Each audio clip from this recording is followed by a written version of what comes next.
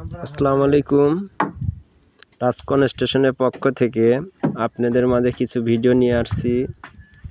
প্রথমত দেখেন, আমাদের ভীমের কাজ শেষ। এখন আমরা রানার ঝুলাইছি। আমাদের রানারটা ঝুলানো আছে 27 ইঞ্চি পরপর, 27 ইঞ্চি পরপর। তো রানার ঝুলানোর পর আমরা সাইড দিয়ে বাঁশ মেরেছি।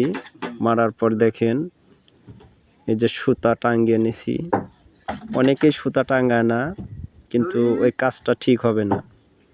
কেননা সুতা টাঙ্গায় না নিলে বাঁশ এক এক জায়গা যাবে, কাজটা ভালো হবে না।